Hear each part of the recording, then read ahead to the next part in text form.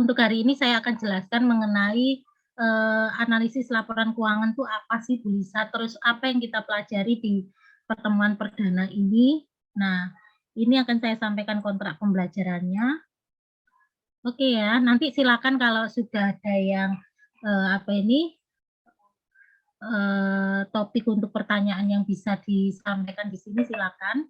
Jadi kita santai aja ya di pertemuan perdana ini, jadi nggak usah tegang, biar kita bisa saling mengenal. Karena kita ketemu dunia maya, jadi sementara kita kenalannya lewat online. Nah, mata kuliah hari ini adalah analisis laporan keuangan, di mana SKS-nya adalah 2 SKS. Kalau 2 SKS itu biasanya ya, ketemunya adalah 14 kali pertemuan. Beda kalau 3 SKS. Nah, 14 itu plus ujian UTS dan UAS. Jadi nanti kalian evaluasinya di pertemuan 6 dan pertemuan 13 ya. Terus untuk metode pembelajarannya, ini yang kita pelajari karena mata kuliah gabungan dari praktek dan teori, sehingga nanti kebanyakan itu kita adalah offline. 75% offline, 25%-nya online. Karena kan kita sudah sepertinya itu kalau di Surabaya itu kan sudah kondisinya stabil ya, karena di sekolah-sekolah juga banyak yang sudah menerapkan offline penuh. Jadi kita nanti di pertemuan kedua kalau memang tidak ada kendala kita bisa offline ya, sehingga itu akan lebih memudahkan ketika ada pembelajaran praktek. Nah, untuk proses penilaian kita sepakati bersama bahwa walaupun misalnya kita offline dan online, kehadiran itu juga menjadi indikator penilaian Bu Lisa, karena nanti saya harapkan ya misalnya kalau kalian ada kendala di dalam proses kehadiran, jadi tolong sampaikan lewat WA atau sampaikan di koordinator kelas sehingga tidak dianggap nol kehadirannya, sehingga tetap ada. Kedisiplinan itu adalah bagaimana kalian pada saat Zoom itu ketepatan pada saat mengumpulkan tugas itu juga adalah penilaian kedisiplinan. Kalau offline itu biasanya itu seragam ya, kedisiplinan seperti itu. Tapi kalau kedisiplinan di sini saya lebih banyak menekankan kepada kedisiplinan pengumpulan tugas ya. Dan kuis ini termasuk di dalam penilaian tugas. Sebenarnya penilaian yang paling banyak indikatornya itu di tugas sama ujian ya. Misalnya ujian itu kalian sekarang itu kan seleksinya ketat ya, untuk UTS UAS itu sekarang ada seleksi administrasi, sehingga kalau misalnya kalian kena syarat administrasi ya harapan Bu Lisa itu setidaknya kalian bisa ikut ujian susulan, karena poin ini adalah poin yang paling banyak memberikan proses penilaian di pembelajaran. Nah, metode perkuliahan daringnya tetap menggunakan Zoom dan Google Classroom sebagai penyampaian materi seperti Bu Lisa tadi saya sampaikan di WA di Zoom, room Zoom-nya. Terus offline tadi sudah saya sampaikan di awal 75% dan online-nya 30%. Ini adalah proses penilaian Bu Lisa. Saya rasa kalau di mata kuliahnya Bu Lisa ini, Bu Lisa itu enggak terlalu menuntut tekanan yang banyak, harus bikin tugas yang banyak, itu enggak. Yang penting setelah teori itu biasanya setelah Bu Lisa presentasi di Zoom ataupun offline itu tugas itu tidak jauh beda ketika kalian pada saat Bu Lisa menerangkan itu diulang lagi dan direview. Karena mata kuliah ini kan beda dengan pengantar akuntansi ya yang harus dapat kredit. Kalau ini output-nya yang kita pelajari. Nah, ini akan saya jelaskan kontrak pembelajarannya di dalam materi analisis laporan keuangan ya. Nih. Nah, apa saja yang kita pelajari di dalam analisis laporan keuangan? Nah, untuk analisis laporan keuangan ini, kan kita sudah belajar siklus ya, siklus akuntansi. Nah, di dalam siklus itu kan kita sudah mengenal jurnal, posting besar, neraca lajur, sampai proses output-nya adalah laporan keuangan. Nah, yang kita pelajari di dalam teknik analisis laporan keuangan ini adalah khusus bagaimana kita menilai indikator kinerja laporan keuangan yang dipakai untuk pengambilan keputusan. Tentunya dasar-dasar dari pembuatan laporan keuangan ini harus kita kuasai semua, baik jasa, dagang maupun manufaktur. Nah, di pembelajaran yang kedua besok ini, harapan Bu Lisa ketika offline, ini akan Bu Lisa review bagaimana kalian mengenal berbagai macam bentuk laporan keuangan, baik neraca, laporan rugi laba maupun arus kas ini ya, dalam berbagai jenis usaha, jasa dan dagang. Saya nggak tahu apakah nanti setelah tanya jawab pada saat menjelaskan beberapa materi ini, apakah manufaktur sudah kalian pelajari di ini ya, di prodi kalian ini ADM. Nah, ini nanti akan saya jelaskan dulu mengenai konsep dalam ALK. Terus setelah itu di pertemuan berikutnya kita akan belajar bagaimana kita melakukan analisis pembanding. Nah, sebentar ya, ini kok ada suara ini ya apa? Kayak sebentar, Alvina, di-mute dulu. Kok suaranya kayak ini? Iya, Bu, Maaf.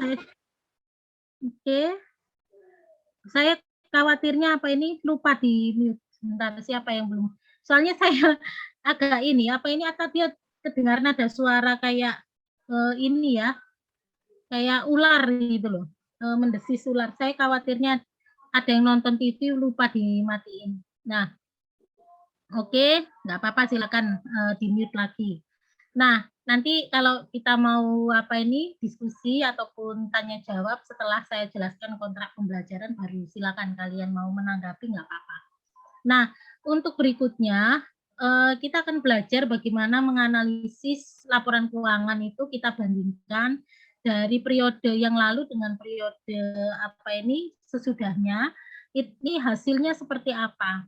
Nah, ini adalah teknik analisis yang paling gampang karena ini hanya membandingkan dan membuat angka indeks di analisis perbandingan. Terus baru setelah itu kita belajar mengenai menganalisis dengan teknik common sense. Nah, bedanya untuk yang teknik kedua sama yang ketiga ini apa sih, bisa? Kalau yang pertama, ini 1 tahun periode akuntansi nggak masalah kita analisis, tapi kalau common sense, ini ada syarat yang harus kita penuhi, harus lebih dari 2 periode. 5 tahun itu akan lebih bagus, karena ini hasil outputnya adalah grafik. Nah, ini saya jelaskan lebih detail. Kalau kalian pernah belajar mengenai praktikum Mayop ya, ataupun apa ini software Mayop ya, di dalam outputnya laporan keuangan di sebelahnya itu kan ada angka prosentase. Nah, itu hampir sama dengan menganalisis common sense. Mohon maaf kebalik, kalau common sense ini yang boleh 1 tahun periode, tapi kalau yang perbandingan ini analisis tren ini tidak boleh 1 periode, harus melebihi 2 periode ya. Lebih bagusnya lagi adalah yang 5 tahun. Nah, setelah itu baru setelah UTS ya, ini kita akan belajar sumber dan penggunaan kas. Mungkin kalau dilihat dari sini loh, Bu, ini kan pertemuan 3, kenapa kok sampai UTS? Karena prosesnya nanti panjang, karena bentuk laporan keuangan aja nanti bisa sampai 2 kali pertemuan ya. Nah, itu baru kita analisis di situ. Terus baru kita belajar mengenai analisis sumber dan penggunaan kas. Kalau di pengantar akuntansi dulu kita belajar arus kas, tapi metodenya langsung. Nah, kalau metode langsung itu kan bikin arus kasnya dibagi menurut ini ya, poin pembelanjaan, operasional maupun investasi. Itu arus kas bentuk langsung. Tapi kalau yang di sini kita kembangkan menjadi metode tidak langsung. Kalau tidak langsung itu harus 2 tahun, ya 2 tahun periode, karena itu harus ada pembanding naik turunnya. Itu adalah hasilnya pada saat kalian menganalisis, itu pengurangannya yang kita pakai sebagai dasar sumber dan penggunaan kas. Baru nanti setelah itu kita belajar analisis sumber dan penggunaan modal kerja. Nah, saya mau tanya, mungkin ada yang masih ingat pernah mendengar atau kalian dulu pernah belajar ya istilah modal investasi. Masih ingat nggak modal investasi itu apa sih? Ada yang masih ingat modal investasi? Kenapa di sini ada modal kerja? Perbedaannya dengan modal kerja itu apa sih? Ada yang mungkin mau menjawab? Alvina, Wahyu? Eh, Silakan sayang, Vina. eh, kalau modal investasi itu modal jangka panjang ya Bu ya. Tapi kalau modal Modal kerja itu kayak usaha sampingan gitu. Kurang lebihnya mohon maaf. Terima kasih. Nggak apa-apa. Jadi kalau modal investasi itu modal apa sih yang tadi kesimpulannya? Kalau modal investasi itu kayak modal jangka panjang gitu loh Bu, modal Jangka utamanya. panjang. Tapi kalau modal yang kerja itu sampingan. Sampingan. Kalau modal jangka panjang itu seperti apa sih, Wina? Mungkin bisa digambarkan sedikit menurut pemahaman Wina itu kayak apa contohnya? Ada nggak gambaran modal jangka panjang? Apakah hampir sama dengan ini saham kah? Seperti itu, Wina? Menurut pemahaman Wina? Nggak apa-apa, salah nggak apa-apa kok.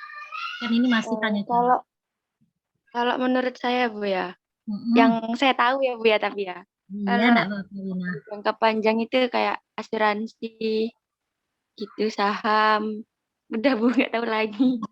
Nggak apa-apa, Wina. Kan berusaha untuk menjawab ya. Apa ini luar biasa walaupun memang apa ini istilahnya belum sampai ke sana, tapi Wina sudah bisa memberikan opini terkait dengan modal. Saya yakin ini sudah pernah belajar tapi lupa ya.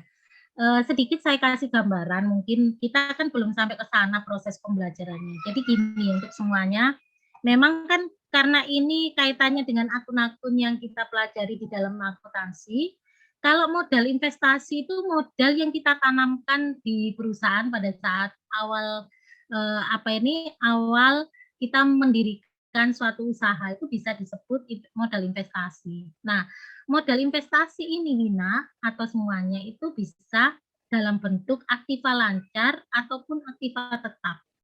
Contohnya apa?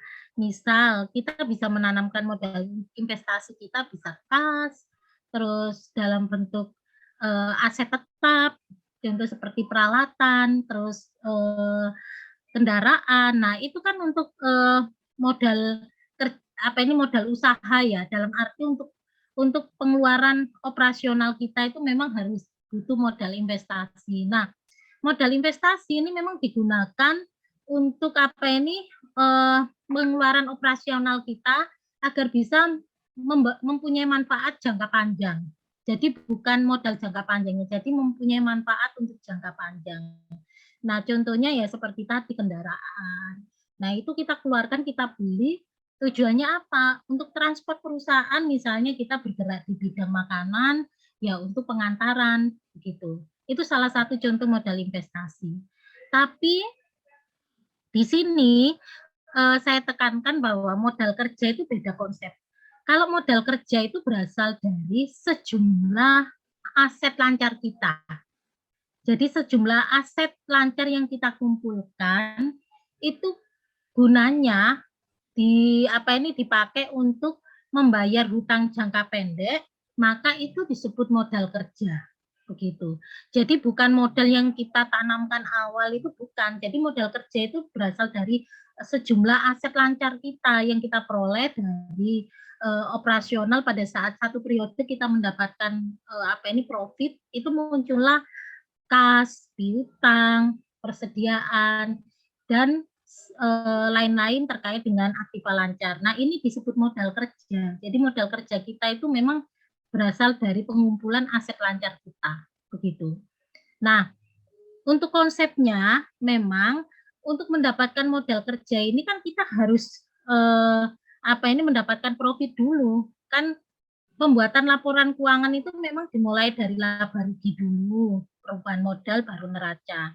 Maka setelah kita terkumpul modal kerja ini mampu nggak menjamin untuk pembayaran hutang jangka pendek, maka itu disebut definisi modal kerja. Begitu. Nanti akan kita kembangkan bahwa modal kerja itu tidak hanya definisinya secara kuantitatif, yang Bu Lisa sebutkan ini tadi modal kerja berdasarkan definisi kuantitatif. Nanti itu akan kita kembangkan secara kualitatif itu seperti apa sih Bu Lisa? Itu penjelasannya. Mungkin Wina ada tanggapan kah? Sudah jelas perbedaannya Wina bahwa modal kerja sama modal investasi seperti itu? Iya Bu, terima kasih banyak Bu. Baik. Tadi yang disebutkan Wina ya, sedikit saya kasih gambaran. Kalau saham itu bisa masuk investasi jangka panjang. Benar bisa dimasukkan ke modal investasi, tapi tidak semuanya itu bisa dikategorikan sebagai modal. Karena modal investasi itu harus kita lihat yang ditanamkan di perusahaan itu berapa rupiah. Misalnya kita jual saham terus untung. Nah, itu dari 20 juta keuntungan dari saham itu belum tentu kita tanamkan semua. Yang kita sebut modal investasi yang sudah diinvestasikan benar-benar dalam transaksi. Nah, itu namanya modal investasi. Nah, di sini karena kalian ada mata kuliah bisnis plan ya, sehingga saya rasa itu kalau di pelajarannya Bunda itu setidaknya kalian disuruh untuk membuat analisis investasi itu berapa sih apa ini balik modalnya itu berapa rupiah sih? Maka ini kita sebut sebagai analisis break even. Ya. Analisis break even ini sama dengan analisis BEP. Seperti itu. Mungkin kalau kalian pernah dengar istilah ini di pembelajaran akuntansi manajemen ya, itu memang ada di sini. Terus sebentar ya saya break dulu, kebetulan ini suara azannya sangat kedengaran keras ini ya. 5 menit kita dengarkan dulu. Baik ya, saya lanjutkan. Terima kasih sudah menunggu. Kalau tadi kan break even titik poin ya, untuk mengetahui target penjualan yang harus kita jual itu berapa unit sih produknya. Nah, ini biasanya ada dalam ilmunya bisnis plan ya, tapi ini hanya sekedar pengenalan aja. Yang paling banyak yang akan kita lakukan itu adalah analisis rasio keuangan. Nah, rasio keuangan inilah yang paling banyak dipakai di semua sektor usaha, jasa, dagang, dan industri, serta perbankan maupun asuransi, itu lebih banyak menggunakan analisis rasio keuangan. Karena apa Bu Lisa? Karena indikatornya sudah jelas. Nah, kalau kita sudah mengetahui banyak sekali teknik pengukuran kinerja keuangan, baru kita interpretasikan dari berbagai macam sektor usaha ini, indikator sehat atau tidaknya itu dari mana sih Bu Lisa? Nah, ini kita pelajari di materi selanjutnya ini. Baru untuk menganalisis tingkat kebangkrutan perusahaan, kita bisa memprediksi perusahaan ini dalam kondisi akan dilikuidasi atau dalam posisi akan bangkrut itu kita bisa mengetahui tanpa harus berspekulasi ataupun mereka-reka ya. Artinya seperti meramal bahwa oh ini bakalan bangkrut loh. Bukan, ini ada analisisnya dengan secara keilmuan. Nah, ini namanya DuPont. Nah, ini akan Bu Lisa jelaskan bahwa apa sih manfaat dari analisis laporan keuangan ini ya. Ini sebenarnya kalau kita pelajari lebih detail bahwa kita membuat output laporan keuangan itu sebenarnya itu manfaatnya apa sih Bu Lisa? Yang pertama adalah untuk mengetahui kondisi keuangan perusahaan. Nah, kondisi keuangan perusahaan ini bisa kita ketahui suatu perusahaan ini benar-benar mampu nggak untuk membiayai semua anggaran di semua sektor itu adalah dari laporan keuangan. Misalnya dari laporan laba rugi saja kita bisa mengetahui posisinya untung berapa rupiah, maka kita bisa memprediksi, oh ternyata perusahaan ini eh, maju itu karena profitnya juga tinggi. Nah, biasanya kita bisa mengetahui kondisi ini apabila perusahaan ini transparan dalam memberikan pelaporan. Tapi kalau perusahaannya tidak transparan, bagaimana kita bisa mengukur kondisi keuangan perusahaan? Ini salah satu manfaat pentingnya kita menganalisis laporan keuangan. Terus yang kedua, kita bisa tahu bahwa perusahaan kita ini dalam kondisi sehat atau tidak itu dari kondisi laporan keuangan kita. Nah, dari indikator-indikator inilah kita tahu bahwa oh ini perusahaannya sehat, oh perusahaannya ini tidak dalam kondisi baik. Sehingga kalian bisa melihat dan istilahnya itu bisa memberikan suatu dugaan bahwa kalau misalnya gaji kalian itu banyak potongan, ini kan berarti perusahaan dalam kondisi tidak sehat. Bu Lisa, dari mana kita bisa mengetahui perusahaan ini sehat atau enggak? dari beberapa indikator teknik penilaian kinerja yang bisa jelaskan tadi. Nah, ini salah satu manfaatnya. Terus berikutnya, kita bisa mengetahui perkembangan perusahaan ini dari laporan keuangan juga. Contohnya misalnya ya, kita kalau lihat di masjid itu ya, sekarang ini kan beberapa yayasan itu kan juga diharapkan transparan dalam melaporkan anggaran dananya atau laporan keuangannya itu biasanya harus dipublish ya, walaupun bukan perusahaan yang go public. Iya sayang, sholat dulu ya. Nah, pinter ya. Nah, oke ya. Jadi perkembangan perusahaan ini kan kalau kita bisa tahu bagaimana tanggung jawab dari owner dalam memberikan transparansi ini, kita akan tahu, walah ini perusahaannya itu berkembang karena memang pelaporannya itu benar-benar transparan dan tidak banyak manipulasi. Nah, itu salah satu contohnya. Nah, ini penting sekali buat perusahaan-perusahaan yang memang masyarakat ataupun beberapa karyawan itu ingin tahu bagaimana sih tolak ukurnya dilihat dari laporan keuangan ini, kan kita bisa bisa menanyakan apa yang menjadi pertanggungjawaban perusahaan terhadap kondisi dan perkembangan perusahaan ini supaya kalau perusahaannya ini dilikuidasi, kita sudah bisa mempunyai ini ya rencana ke depan. Seperti contohnya ya, saya contohkan di masa pandemi Covid seperti ini. Nah, ini kan juga kenapa sih kok banyak perusahaan yang kolaps? Tentunya kan banyak profit yang turun ketika ketika kondisi Covid karena tidak banyak customer yang membeli. Terus contohnya apa? Produk fashion ya di mall-mall itu kan juga sudah banyak yang bangkrut ya karena itu tadi profitnya juga tidak mencukupi untuk dana untuk operasional perusahaan. Nah, salah satunya ya memang perusahaan ini harus tertib dalam membuat laporan keuangan, tapi ya itu tadi ya laporan keuangannya kan tidak semuanya harus yang sempurna seperti yang di perusahaan-perusahaan yang besar atau go public. Ini salah satu indikatornya. Terus siapakah pihak yang membutuhkan laporan keuangan? Tentunya owner ini juga memiliki ini ya kepentingan di dalam laporan keuangan. Contohnya untuk mengetahui apa ya keberhasilan perusahaannya ini benar-benar ini dilihat dari laporan keuangannya ini bagus nggak sih? Profitnya itu sudah memenuhi nggak di dalam targetnya? Terus untuk menilai prestasi manajer yang istilahnya yang sudah mengelola perusahaan ini biasanya ini yang dinilai bukan hanya manajer keuangan saja, tapi koordinasi dari beberapa divisi-divisi manajer yang lain juga ini juga akan mendukung prestasi perkembangan perusahaan juga. Kalau perusahaan ini semua karyawannya ini timnya solid ya, saya yakin juga akan berimbas terhadap kemajuan suatu perusahaan. Itu salah satunya. Terus yang kedua, ini adalah siapa yang membutuhkan lagi? Manajer. Nah, manajer ini juga sangat membutuhkan suatu informasi ini adalah untuk apa? Mengukur tingkat biaya dari berbagai kegiatan perusahaan itu penting sekali karena memang ini terkait dengan anggaran, ya kan? Kalau kita mau mengajukan anggaran ya kita lihat dulu laporan keuangannya itu mencukupi enggak sih aset yang dimiliki perusahaan. Terus mengukur efisiensi. Nah, ini jangan sampai dananya itu labanya kecil, tapi operasionalnya itu besar di dalam di dalam pengeluaran perusahaan. Nah, ini yang harus kita ukur. Terus hasil kerja tiap individu juga ini juga merupakan tolak ukur di dalam bagaimana kita bisa membutuhkan laporan keuangan ini.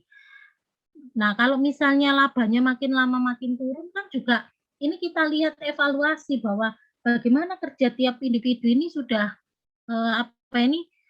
mendukung enggak? Apakah di bagian marketing ini targetnya nyampe enggak?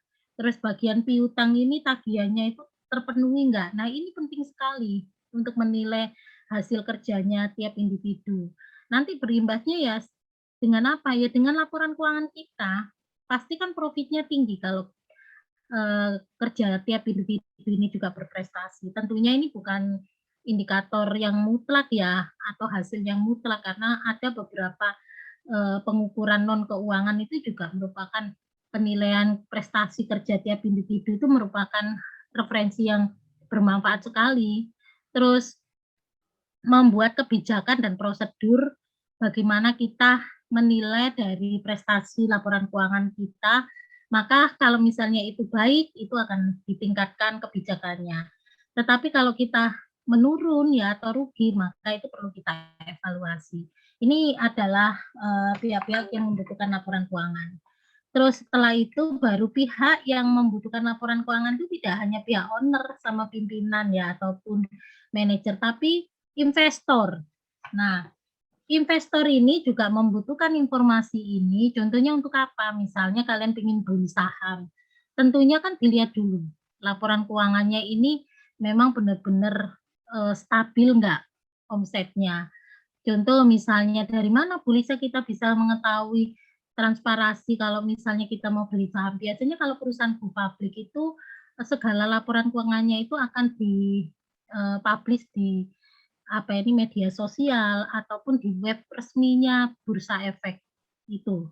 Maka kita bisa melakukan proses trading. Biasanya kalau kita menanamkan saham itu kan ada tradernya ya, biasanya yang main trading itu beda dengan falas loh ya. Kalau saham ini kan lebih ini ada apa ini diawasi oleh segala sesuatu yang surat berharganya diawasi oleh OJK itu memang legalitasnya lebih bisa dipertanggungjawabkan. Tapi kalau trading lain ya itu kita tidak bisa menjamin semuanya bisa dalam pengawasan OJK. Terus kreditor. Kreditor ini siapa? Ya pihak bank. Nah, bagaimana kita bisa di ACC kalau misalnya laporan keuangan kita itu makin lama mengalami penurunan profitnya. Nah, itu kreditor. Nah, pemerintah, nah ini yang di bagian accounting yang pernah di bagian keuangan atau pembukuan, ini kalau misalnya di bulan-bulan Maret atau akhir periode, ini kita akan ngejar SPT tahunan ya, ataupun membuat PPA badan, maka yang kita perlukan adalah informasi laporan keuangan kita nanti pada saat kita melaporkan di pihak KPP ya, di kantor perpajakan ini ya laporan keuangan kita itu tadi yang tahunan yang kita jadikan acuan untuk pelaporan. Nah, pemerintah perlu mengetahui kira-kira asetmu itu berapa sih? Apakah ini sesuai nggak dengan peraturan perpajakan pelaporannya? Walaupun kalian yang sebagai wajib pajak pribadi itu kan juga diwajibkan kalau sudah menjadi ini ya pegawai itu kan ada NPWP pribadi. Kalau yang punya usaha itu kan juga ada pelaporan NPWP pribadi. Tapi itu kan kalau misalnya di bawah PTKP itu hanya wajib lapor saja, tapi tidak wajib untuk harus menyetor berapa rupiah ke KPP. Itu gambarannya. Mungkin ada yang mau ditanyakan terkait dengan ini, silakan. Terkait dengan pihak-pihak yang membutuhkan laporan keuangan. Nah, ini ya, dasarnya pada saat nanti kalian mempelajari laporan keuangan di pertemuan kedua, memang dasar daripada kalian pemahaman akun yang ada di dalam pelaporan akuntansi ini juga sangat penting sekali, sehingga besok pada saat pertemuan kedua ya, kita sudah tidak belajar dasar lagi, karena yang kita pelajari kan sudah outputnya. Nah ini. Nah, di dalam pembelajarannya tentunya laporan keuangan itu tidak 100% sempurna karena ada keterbatasan di dalam penggunaannya, bahwa keterbatasannya itu laporan keuangan kan memang dibuat secara periodik sehingga itu bersifat sementara dan bukan merupakan laporan final.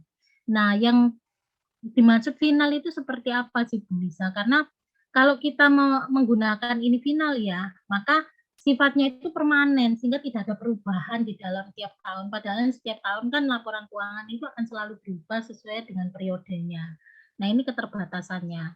Terus menunjukkan angka dalam rupiah. Nah, rupiah itu kan bisa fluktuatif ya. Artinya itu tergantung dari harga pasar. Sehingga sifatnya itu tidak pasti begitu loh. Namun kalau kita ingin membuat suatu standar supaya tidak ada manipulasi data, memang kita harus punya acuan yang namanya PSAK. Sehingga itu menghindari perubahan data yang dimanipulasi itu penting sekali.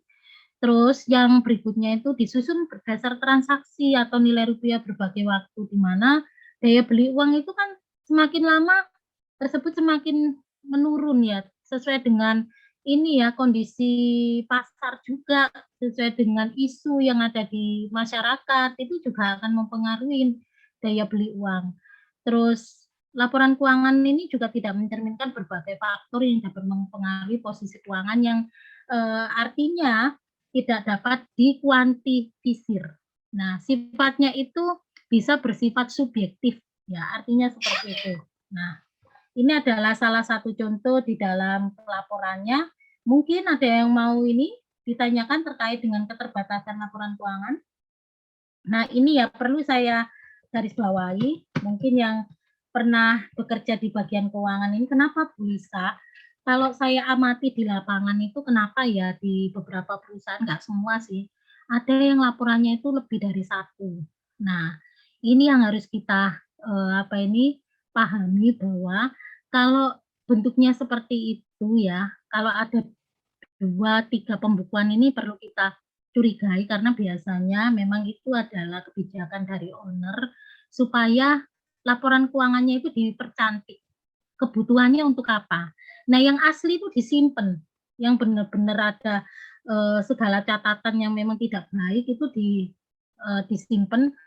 Nah, biasanya yang melakukan itu karena permintaan ya, kadang itu kerjasama dengan pihak konsultan atau auditor. Misalnya untuk pajak, wah ini supaya pajak tidak gede, tolong dong ini ini laporan keuangannya dibuat ini poin mana yang kecil. Nah, itu sebenarnya tidak boleh karena ini mencerminkan bahwa laporan keuangan itu tidak memberikan informasi yang sebenarnya. Yang tahu itu hanya pihak tertentu saja. Sehingga kalau perusahaan mengalami kebangkrutan, ya kita hanya mereka-reka begitu loh. Ini dananya untuk apa sih? Nah, itu yang harus kita pahami bahwa memang segala sesuatu kalau rule-nya itu sesuai dan real, maka kita juga pada saat menjalankan standar itu juga akan sesuai dengan prosedurnya. Itu yang harus kita garis bawahi. Kadang ada perusahaan yang memang omsetnya besar, tapi kenapa ya Bu Lisa, operasionalnya kok di perumahan. Nah, itu kan juga kalian bisa memprediksi sendiri ya bahwa hal seperti itu kan juga terkait dengan pajak yang harus kita laporkan. Karena dulu Bu Lisa juga pernah kerja di suatu perusahaan seperti itu. Ternyata saya kerja di suatu perumahan, tapi dia mempunyai cabang itu di seluruh Indonesia banyak, bahkan omsetnya itu miliaran. Dia nggak mau, kantor pusatnya itu ada di Surabaya, tapi cabangnya itu di berbagai Indonesia itu ada yang di Kalimantan, omsetnya besar-besar itu. Nah, supaya apa sih? Nah, ini biasanya pinternya orang-orang yang sudah berpengalaman tuh biasanya memang ngakali orang pajak supaya pajak yang kita setorkan itu nggak besar. Karena kadang-kadang itu ya itu tadi ya kembali lagi kadang ada yang cari-cari ini pelaporannya berapa sih, inventarisasinya berapa. Nah, takutnya itu kan ketahuan semua asetnya ya, memang itu wajar ya. Cuma tapi pada saat kita mempercantik laporan keuangan ini jangan sampai terlalu berlebihan, sehingga itu menimbulkan kecurigaan di dalam proses pemeriksaan. Nah, kalau misalnya perusahaannya sudah go public, itu akan menimbulkan kecurigaan oleh auditor eksternal, sehingga kalau auditornya independen, dia tidak akan mengeluarkan opini. Itu salah satu contoh bentuk manipulasi data. Nah, ini adalah dasar untuk penguasaan laporan keuangan di pertemuan kedua, bahwa poin-poin yang kita pelajari di dasar-dasar akuntansi ini juga penting sekali dalam mendukung. Saya tidak menjelaskan satu persatu lagi, karena ini dulu pernah kita pelajari di dasar-dasar akuntansi ya.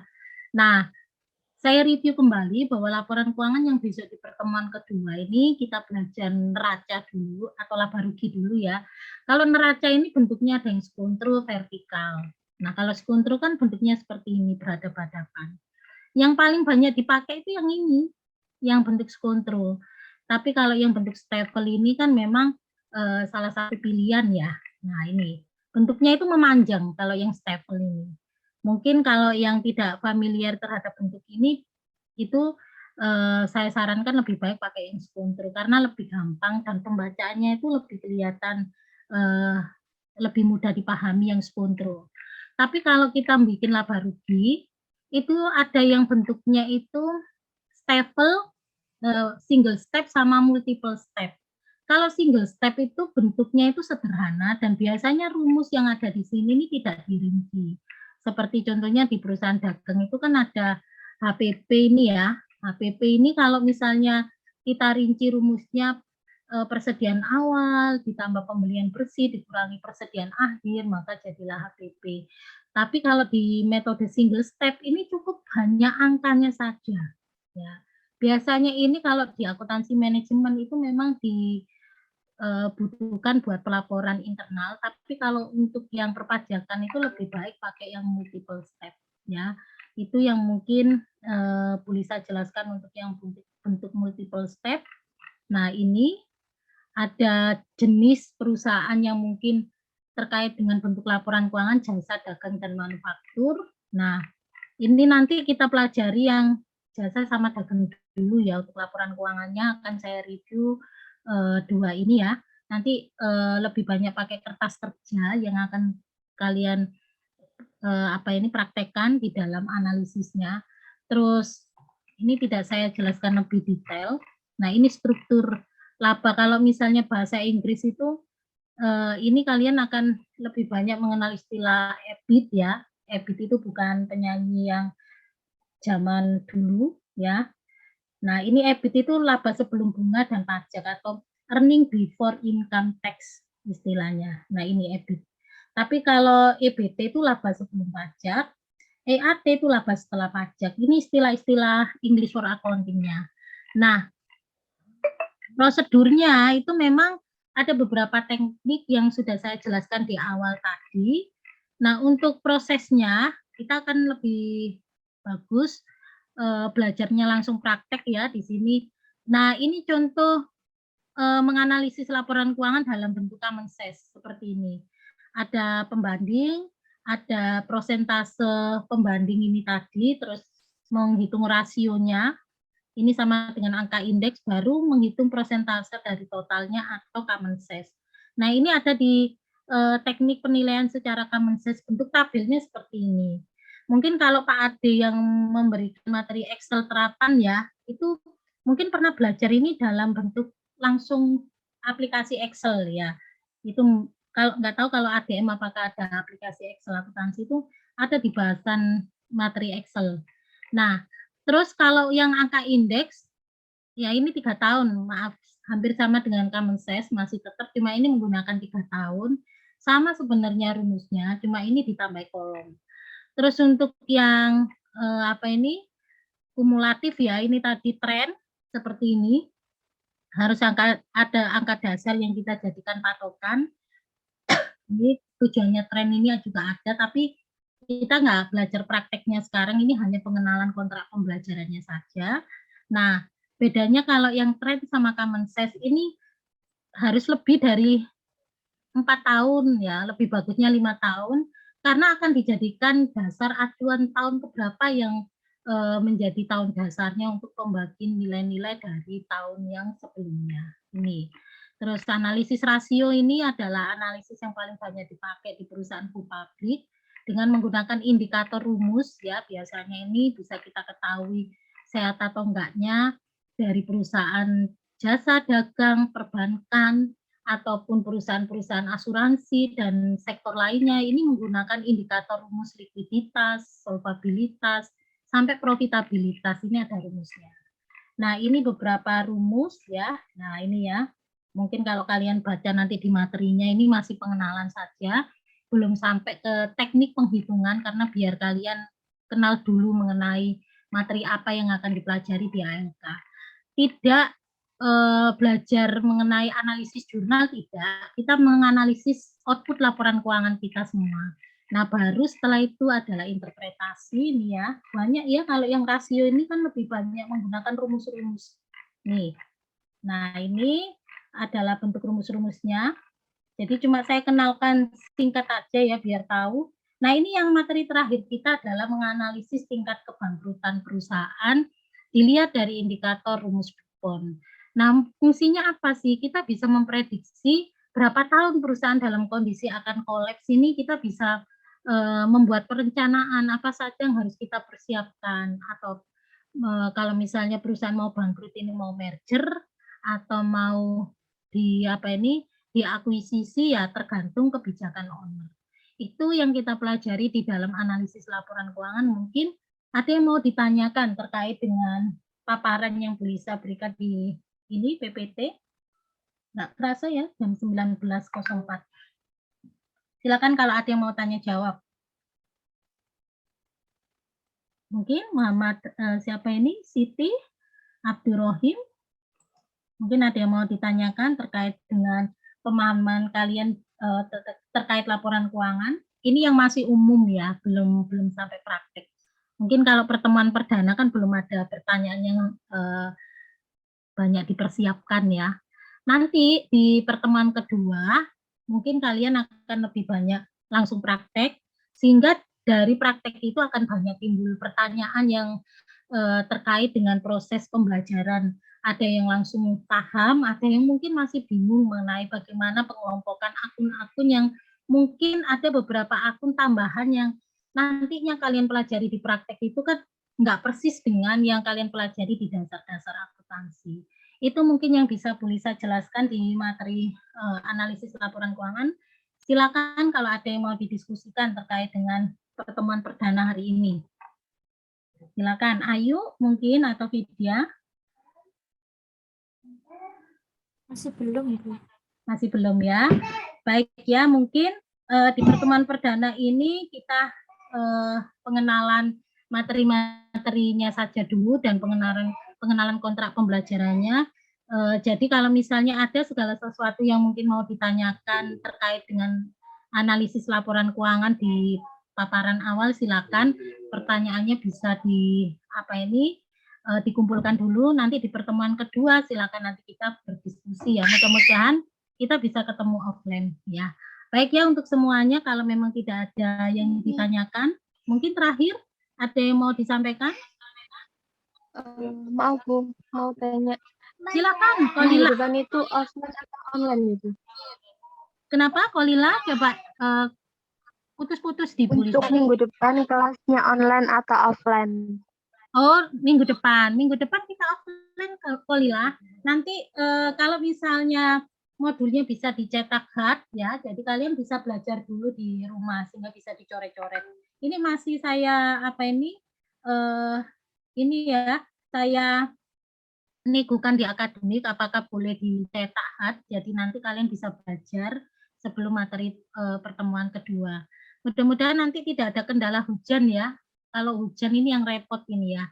Khawatirnya nanti sudah ditentukan offline, ternyata banyak yang tidak hadir kan ya, tetap kalau misalnya kesepakatannya offline ya tetap offline. Nanti akan dikoordinasi dengan pihak akademik Kolila. Mudah-mudahan aja kita sering offline ya. Jadi biar kita banyak komunikasinya. Itu saja mungkin. Ada lagi yang mau disampaikan? Silakan. Jelas Kolila? Jelas, Bu. Terima kasih. Baik ya, kalau memang tidak ada. Oke, Wahyu ya. Wahyu ini agak terlambat katanya. Nggak apa-apa Wahyu, karena ini kan tadi masih pertemuan perdana ya Wahyu, sehingga mungkin nanti bisa lihat di Google Class. Ya, silakan. Ada yang mau disampaikan? Wahyu tadi ini baru join ya. Nggak apa-apa Wahyu, karena ini tadi sudah banyak yang kita bahas di dalam paparan pertemuan perdana ya. Pertemuan perdana ini masih pengenalan saja kok.